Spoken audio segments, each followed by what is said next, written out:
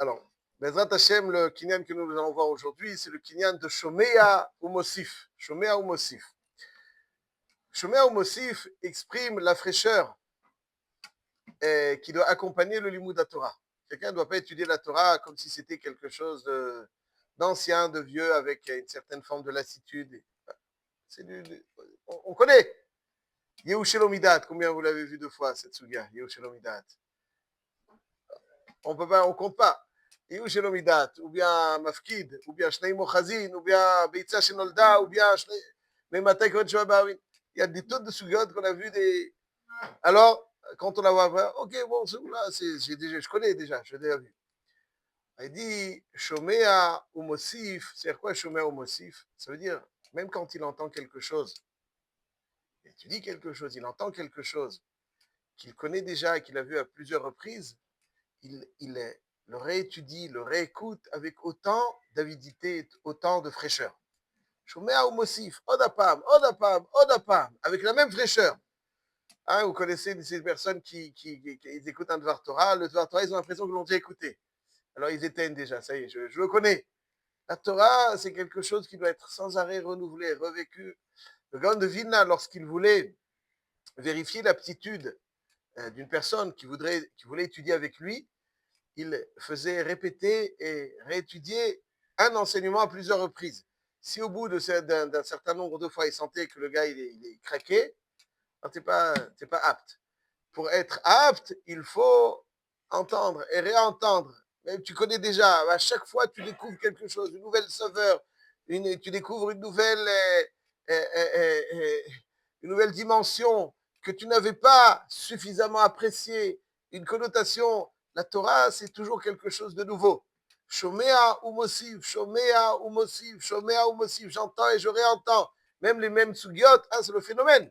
Vous avez des personnes âgées de 95 ans qui ouvrent la même sugia qu'ils ont étudiée à l'âge de 7 ans. Yush Elomidat, Abay Amar lo Aveyush, Rava Amar Aveyush. Et Isurat Aliyade, Adam Asui le Mashwesh. Il est où là? Qu'est-ce que.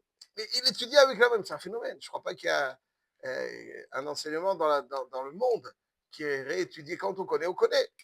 Ah ben, c'est pas comme ça. La Torah, c'est un phénomène qui fait que lorsqu'on les dit Shomea ou Mosif, Shomea ou Mosif, Shomea ou Mosif, c'est-à-dire quelqu'un, il écoute et il réécoute avec toujours autant de fraîcheur et tout le temps, toujours autant d'avidité. Ça, c'est le yesod de Shomea ou Mosif. Shomea ou Mosif, ça signifie aussi qu'il écoute et à partir de ce qu'il écoute, il rajoute de nouveaux enseignements. Shomea ou Mosif, il y a de nouveaux enseignements. Pas seulement qu'il écoute et il réécoute, il écoute, et ce qu'il écoute lui permet de rajouter de nouvelles choses sur les bases de ce qu'il vient d'écouter. Les deux significations sont rapportées dans nos maîtres. Et en réalité, elles sont intimement liées. La Gemara dans Masechet Souka, Daf, même Vavamoudbet, sur le pasouk de Vaya im shamoa tishmeu. C'est quoi im shamoa tishmeu? La Torah doit dire ויהיה אם תשמעו, כל מצוותיי, אשר אנוכי מצווה אתכם היום, etc. להבה, והיה אם שמוע תשמעו. אם תשמעו, אם שמוע, écoutez, vous écouterez. שמוע תשמעו. Après, אם שמוע תשמעו. Deux explications dans la Gemara dans Souka. Première explication, ברור שלא כמידת הקדוש ברוך הוא מידת בשר ודם. סוכה מ"ו עמוד א', מ"ו עמוד ב'. מידת בשר ודם, כלי ריקן מחזיק. Un récipient vide a une capacité d'accueil supérieure à un récipient plein. Ça, c'est. Aval, ça, c'est Midat Basar Vadam. Aval, Midat Akadosh Baruch Hu, Malé Marzik. Rekan Eno Marzik.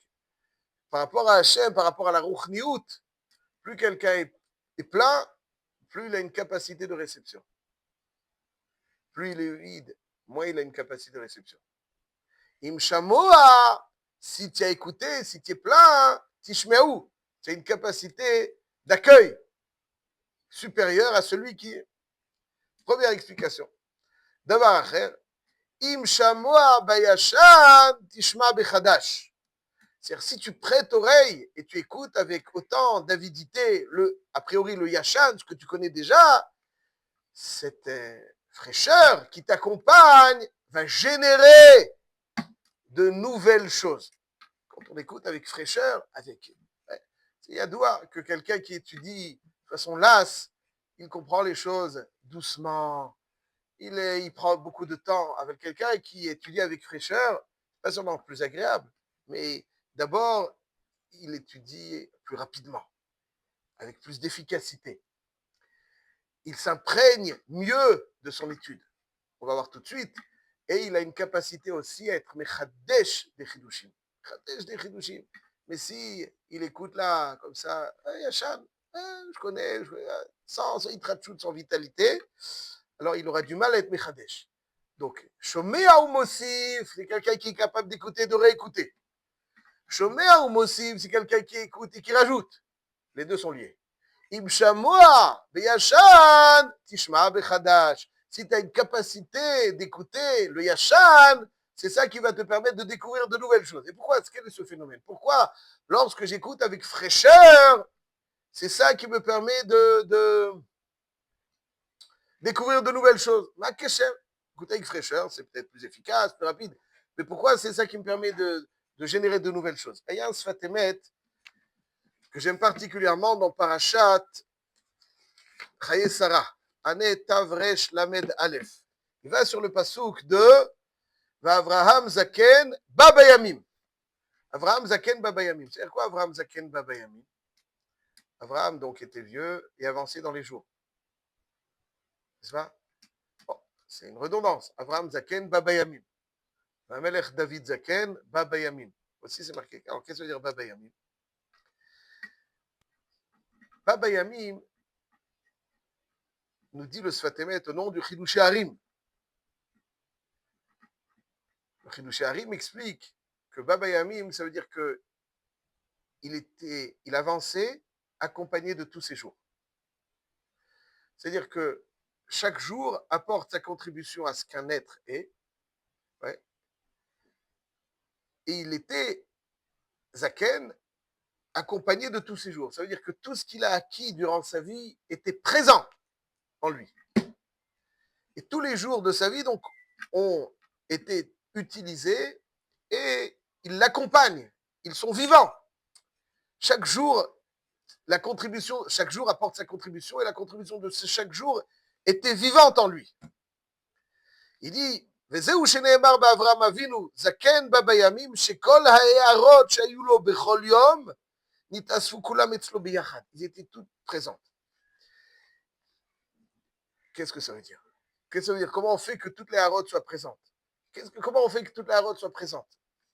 C'est-à-dire qu'il y a des choses qui finalement n'ont plus d'impact en nous, des choses positives que nous avons faites, qui n'ont plus d'impact en nous, qui somnolent, qui ne font pas ce que l'on est. On a fait des choses, mais finalement ces choses-là sont endormies. L'action génère l'être. Et une action présente génère un être au présent.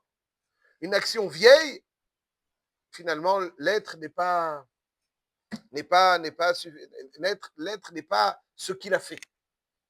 Mais si ce que j'ai fait est vivant, alors elle est présente en moi. C'est toujours vivant.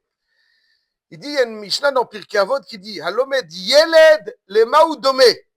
Quelqu'un qui, a priori, donc le sens premier, c'est quelqu'un qui enseigne à un enfant à quoi il ressemble. Les Dioktuva al Neyar Hadash. Quand on inscrit donc avec de l'encre sur une page blanche, neuve, claire, c'est clair. Halomed Zaken Lema Domé. Ça veut dire que quand on apprend, quand on est zaken, à quoi ça ressemble. Il y a déjà plein de choses qui sont inscrites sur la feuille. Alors on efface, mais dommer les dioktuval neyar machouk, on peut effacer, mais lorsqu'on efface, ce qu'on réécrit n'est plus aussi clair. Quand on est l'omed yeled, c'est comme si on écrivait sur une feuille toute neuve, blanche. Qui?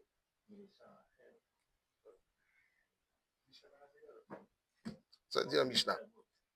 C'est comme la Mishnah. On va voir qu'est-ce qui a dit ça. En tout cas, lorsque on apprend dans l'enfance, c'est comme si on écrivait sur une page blanche. limpide. Lorsqu'on est en étude, Zaken, alors on a effacé. Aval Zélo, c'est pas aussi clair. Ça, c'est le Pshat Pachout. Ça, c'est le Pshat Pachout. Aval, il dit le Chidush Harim. Alomed Yeled. Ça veut dire quoi, Alomed Yeled? Celui qui étudie comme un enfant. Avec la fraîcheur de l'enfant. C'est pas une question d'âge. Vous avez des jeunes qui sont déjà las, fatigués. Ils sont déjà vieux. À 15 ans. Et il y a des gens de 95 ans qui sont plus jeunes que des jeunes de 15 ans. L'homme est Dielet, celui qui étudie avec la fraîcheur d'un enfant. Alors, les choses, parce qu'il les étudie avec Itratchut, avec renouveau, elles sont vivantes en lui. Elles sont vivantes en lui. Elles sont vivantes en lui. Elles sont vivantes en lui. Et comme elles sont vivantes en lui, M. Cohen, c'est bon si moi je continue? Ok. Si elles, à Botaï, soyez tranquille. Voilà, soyez tranquille à 2000%. Le Maoudomé, quand on étudie avec la fraîcheur de l'enfant, alors comme on étudie avec la vitalité, les choses sont vivantes en nous. Les choses sont vivantes en nous. Aval, Alomed Zaken, un jeune même. Donc si on étudie comme un vieux, alors finalement les choses s'estompent, s'effacent en nous. Il faut étudier comme un jeune. Quand on étudie comme un jeune, alors on étudie avec l'Aïtratchout. Alors là, les choses sont claires. Quand les choses sont claires, elles sont vivantes en nous. C'est ça, Baba Yamim. Baba Yamim, ça veut dire que quand est-ce que les choses nous accompagnent? Quand on les a faites avec vitalité. On génère une réalité vivante qui nous accompagne. Mais lorsqu'on on étudie comme un vieux, alors les choses sont plutôt brouillons. Elles sont yachan, elles sont brouillons. Et comme elles sont brouillons, Azmi Meila, elles sont pas aussi vivantes. Parce que, en réalité, la Yitratshout dans la Torah, c'est la vitalité. Pour expliquer un petit peu plus profondément, donc si je suis dans cette vitalité, je génère quelque chose de très vivant qui m'accompagne. Je poursuis.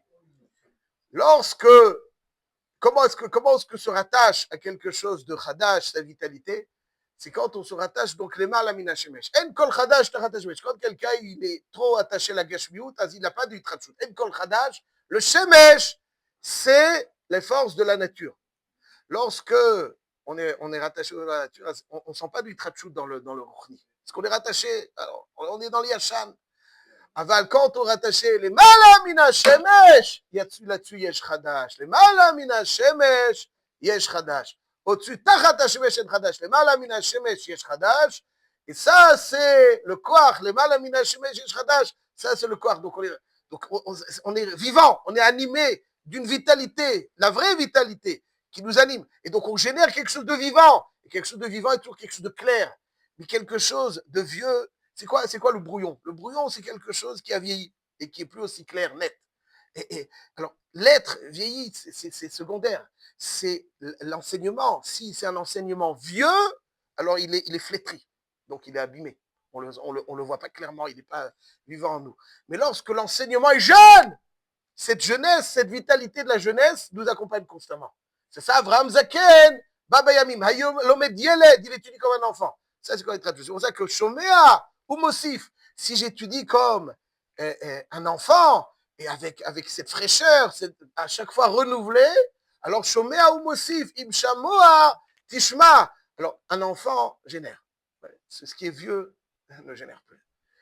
Donc, cette vitalité qui caractérise un limoud frais, jeune, avec un limoud qui est générateur. Shomea ou Mosif, Shomea ou Mosif. Avec un limoud vieux, quel que soit l'âge. Alors, c'est un limoud ancien qui ne peut pas générer. Donc ça, c'est donc l'importance de la fraîcheur dans le limoud à Torah. Quand on est dans la fraîcheur, alors on est indépendant de tous les le contexte. Le contexte, quand quelqu'un il est vieux, alors la réalité prend le dessus. Quand il est jeune, il prend le dessus sur la réalité. Et ça, c'est véritablement quelque chose qui doit nous accompagner. Abraham Zaken, mais il était Baba Yamim. Il était peut-être, il était vieux, mais en réalité, il était toujours aussi frais. Et l'étude de la Torah, ce qu'il faisait était plein de vitalité, était clair en lui. Donc, elle accompagnait. C'est pas quelque chose de flétri, quelque chose d'abîmé, quelque chose de vieux, quelque chose qui finalement ne s'inscrit pas avec clarté en lui. Un limoud jeune qui s'inscrit avec clarté. Et ce limoud clair, animé de cette vitalité qui fait sa clarté. Quelque chose de vieux n'est pas clair, quelque chose de jeune.